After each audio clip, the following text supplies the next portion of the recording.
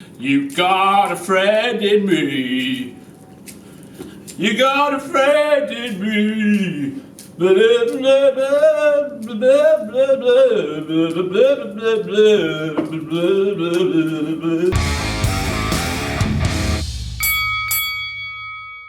Hello, I'm King Ross, you're a filthy mark, and it's that bastard time of the week once again where I take a look at all of the WTF Moments from WWE Raw. And we're starting with a bit of Jiu-Jitsu. Because he's a Jew. Yes, we're starting with Paul Heyman, who called Brock Lesnar the greatest problem solver in WWE history. And just like my good pal Stone Cold Steve Austin, whose merch I'm repping today, I'm here just to say, because as we all know, the greatest problem solver in WWE history is one Tyson Tomko with his baldy heat. You've got Brock Lesnar with muscles to spare, but he's got problem-solving abilities like Tyson Tomko's got hair, which means he ain't got none, son! Sticking with Paul Heyman once again, and this time he used the word dog as a derogatory term to Samoa Joe. Now surely with Roman Reigns being Samoan like Samoa Joe is, and with him being called a dog just like Paul Heyman used in a derogatory sense towards Samoa Joe, that in turn Paul Heyman is indirectly using the derogatory term towards Roman Reigns for Roman Reigns' #1 nickname, which is of course the big dog. That made sense, I'm on toot. There's absolutely no doubt about it when Vince McMahon, who was undoubtedly backstage at WWE Raw, heard Paul Heyman using dog in a derogatory sense that he was literally having puppies. Not kittens, because we're talking about dogs. What the hell's going on with these gimmick infringements, lads? This time, Booker T, I'm coming for you! Newsboy. Here's a quote from Booker himself, who said, and I've f***ing forgotten, Samoa Joe is a fighter, guys, but he may perhaps be the ultimate fighter. What you talking about, Booker? That's the wrong sport, fam. How can Samoa Joe be the ultimate fighter when he's in professional wrestling? Yes, we've seen Kama, the supreme fighting machine, but that's something completely different. That's someone with an MMA gimmick. Samoa Joe is just a tough Samoan bastard. But hey, just in case you are confused, Booker T, ultimate fighting, or the ultimate fighter, is something Samoa Joe's opponent, Brock Lesnar, could lay claim to be. And it's the thing that saw CM Punk tap out like a little bitch after 2 minutes and 14 seconds. Next up, we have the likes of Bo Dallas and Curtis Axel, who are actually seen live on WWE Raw in full attire doing the graps in 2017, and there's absolutely no doubt about it, lads. They were creaming at the seams of their pants. Just imagine the plight of their lives, lads, driving hours and days and months up and down the roads of America, traveling the world, turning up to arenas for television, getting all dolled up in their gear, going to see what the card says, seeing that their name isn't on the card, and having Vince McMahon blue ball them, you know, by having them turn up, dress up like wrestlers and not having them wrestle. Their balls must practically be bursting. So let's think about it, the amount of times they would have turned up, got dolled up, and then been told, no lads, you're not wrestling. Just imagine when they were actually told, lads, you're going down and you're getting involved in a big scrap. They could have ended that scrap almost immediately just by opening the flies of their drawers, because the amount of semen or sex that would have burst out of those little drawers would have blinded people in the eyes. It would have been all like that.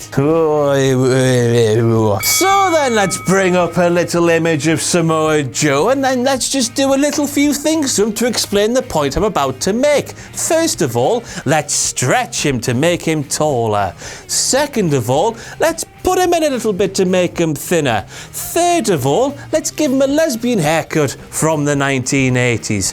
Fourth of all, let's give him some guy liner, because that's what the goths like to do. Third and fourth, whatever number we're at now, give him some titty tattoos. Why have I used the word titty there? I don't know. And let's round off the remake of Samoa Joe by giving him some MMA fighting gloves. Does he start to begin to look like someone you know? I think he does, you know. And then what do we do with this new Samoa Joe? We put him in a similar situation that we've already seen on WWE Raw less than 2 years ago, involving Brock Lesnar. And then what do we get, lads? We get the new era same old shit Klaxon thing. What's it called?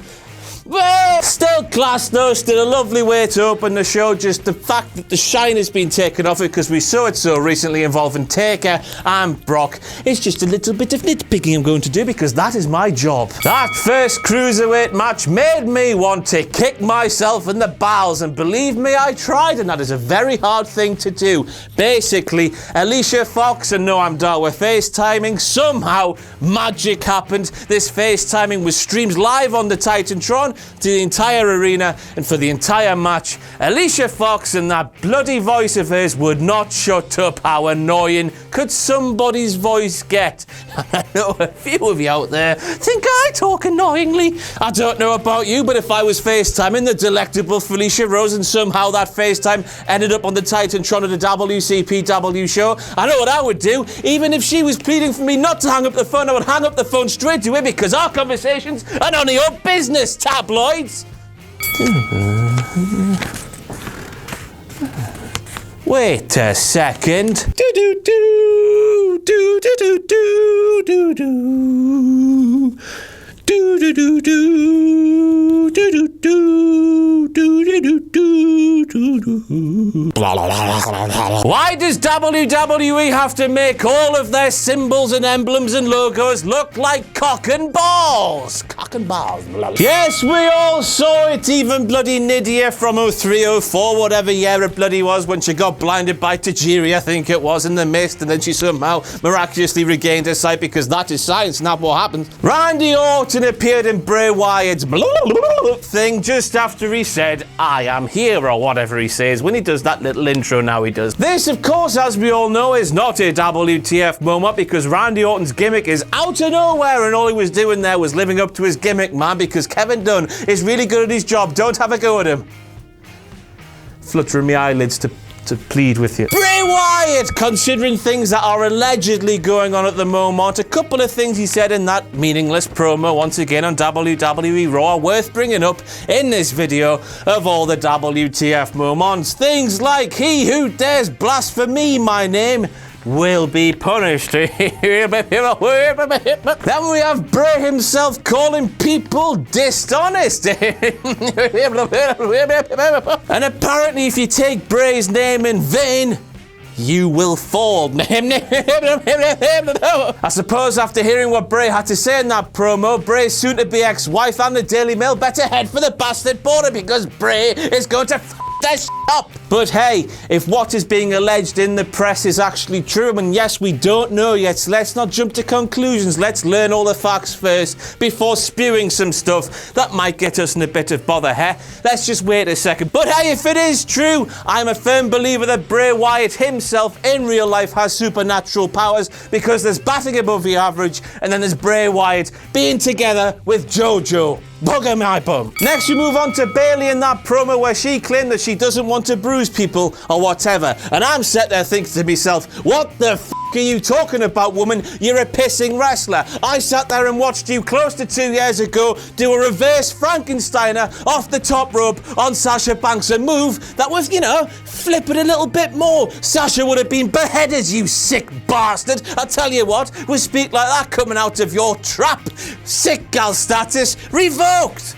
Get it? Because she was doing my thumbs up thing. Next we move on to Corey Graves and the moment he said that he needs a cigarette after merely hugging Bayley. And all of you horrible cretins at home are going, sex joke. First of all, of course, Corey Graves saying that on WWE programming reaffirms that Corey Graves is the man. But this is also a WTF moment because WWE decided to keep that in their programming even though they are quite heavy-handed with their anti-smoking campaigns. You remember the ones? So then if you need a dirty,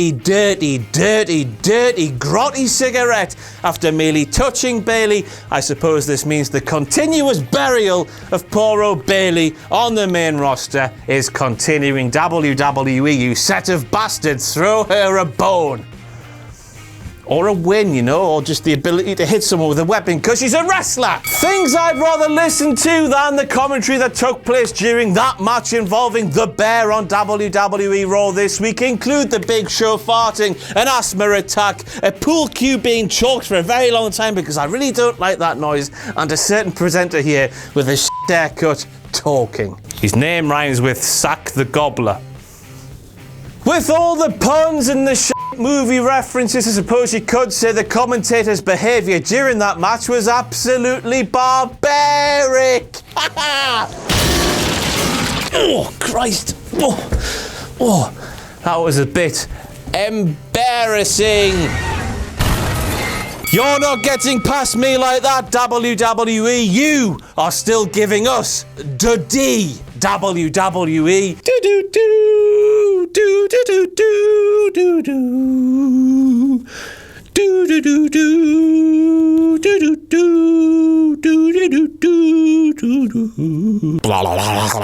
Here's a little anecdote for you. A couple of independent stars back in the day found a memory card which was full. They thought, ooh, what could be on this memory card? They plugged this memory card into a computer to see what was on this memory card, and what they saw was Dean Ambrose allegedly dressed in a bear costume fornicating with a young lady. And your memory of that segment from WWE Raw last night has just been completely trashed up the Cadbury Alley. I must start that as an alleged tale. It's never been proven or disproven. It's just one of those things you read on the internet that everyone seems to accept is actually true. And if it is, your memory of that scene has just been whooped. Do you reckon he used a condom, or did he go in bareback? Oh, is that a bit too grisly for these videos? Yeah! Next, we move on to Michael Cole, who said inexplicably, just randomly on air, that he's been doing commentary for 20 years. That's the WTF moment. Just sit back and imagine you there doing something for 20 years and you still being so shit at that thing after 20 years of practice. Destiny's Child. Question: why would Tozawa need a seat on the front row when he works for WWE? Surely he would have been allowed in the building anyway. Why couldn't he have been allowed just to watch that match involving Apollo Crews and Kalisto, where Titus O'Neil was trying to make the Titus a brand, where Titus O'Neil was trying to sell the Titus brand to Tozawa? Why couldn't he have watched that match from the back? Because he would have been in the building anyway. Just a simple Destiny's Child question. Oh yes, that's wise, because Titus O'Neil was fearing his investment would have been injured before he even got the chance to work with him, because of course, as we all know, WWE make their talent watch the television like this.